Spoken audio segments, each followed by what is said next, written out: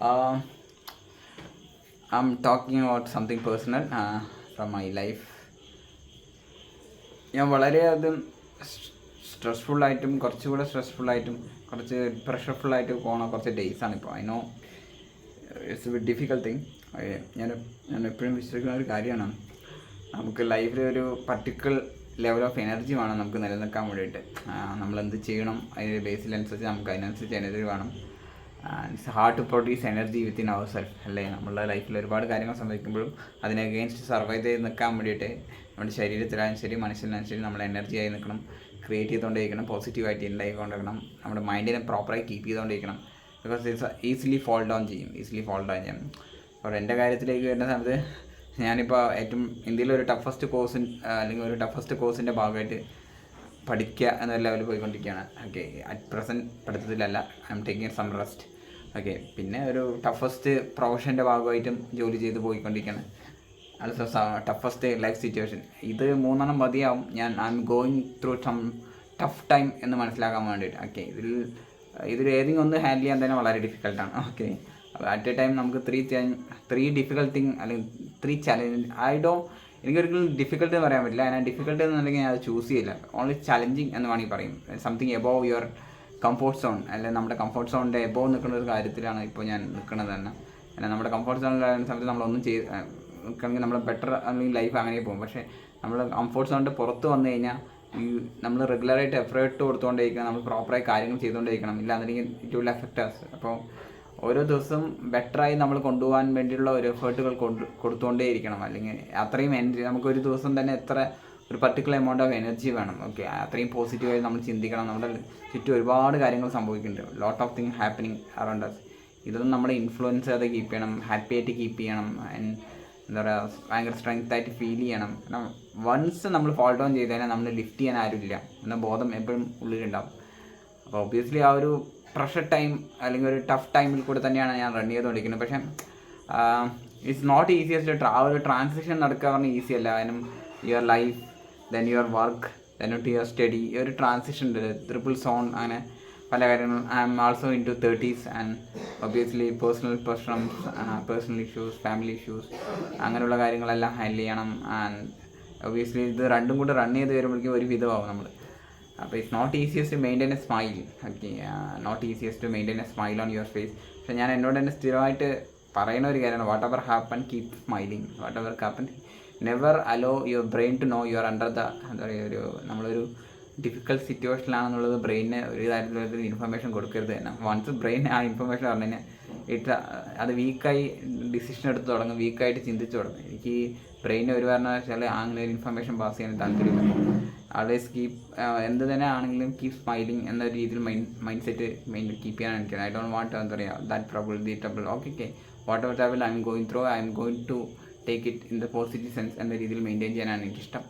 Obviously it's tough, it's not easiest to pass. ഓരോ ദിവസം നമുക്ക് അങ്ങനെ ഈസിയസ്റ്റ് രീതിയിൽ കൂടെ പാസ് ഔട്ട് ചെയ്ത് പോലെ you need to put effort and high cost. And ഞാൻ keep telling to myself, Sujeesh, you are the best. Because I know I'm the best.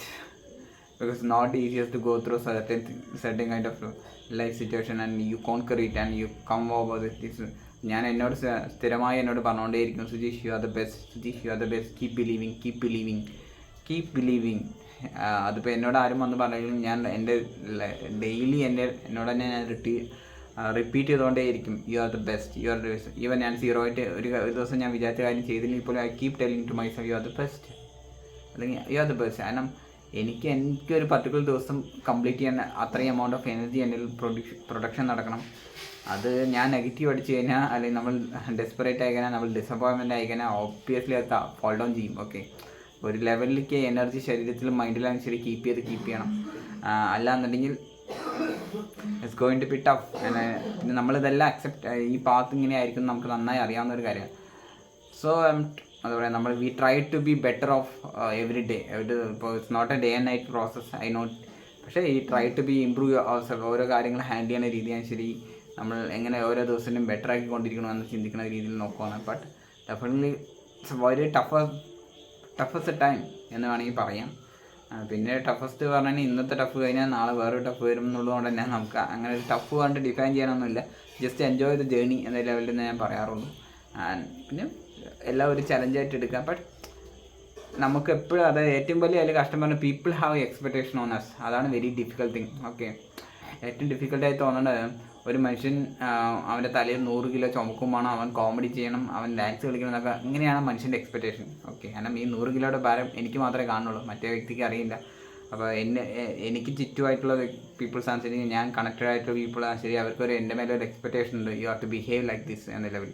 പല സമയത്തും ഐ വാസ് അണ്ടർ സ്ട്രെസ്സിലായിരിക്കും, ടെൻഷനിലായിരിക്കും. ഇങ്ങനെയാകുന്ന സമയത്തും ആ സമയത്ത് പീപ്പിൾ നമ്മളുടെ നിന്ന് എക്സ്പെക്ട് ചെയ്യുന്ന ഒരു ബിഹേവിയർ ഉണ്ട്.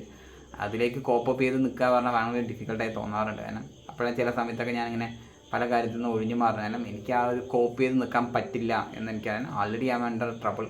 നമുക്ക് അത്രത്തോളം ഒരു പക്ഷേ നമ്മുടെ ബെസ്റ്റ് കൊടുക്കാൻ പറ്റിക്കൊള്ളുന്നില്ല എന്ന് മനസ്സിലാകുമ്പോൾ നമ്മൾ ഒഴിഞ്ഞു മാറുക ചെയ്യുക. കാരണം വെറുതെ എന്തിനാ അനാവശ്യമായിട്ടൊരു കാര്യം പറഞ്ഞാൽ. അപ്പോൾ ഒരു ഇങ്ങനൊരു ഫേസിൽ കൂടെ പോകുമ്പോൾ പീപ്പിൾസിൻ്റെ എക്സ്പെക്ടേഷൻ കീപ്പ് ചെയ്യുക പറഞ്ഞാൽ ഭയങ്കര ഡിഫിക്കൽട്ടായി മാറും. കാരണം peoples always have expectation on us to behave in a certain way or to do certain.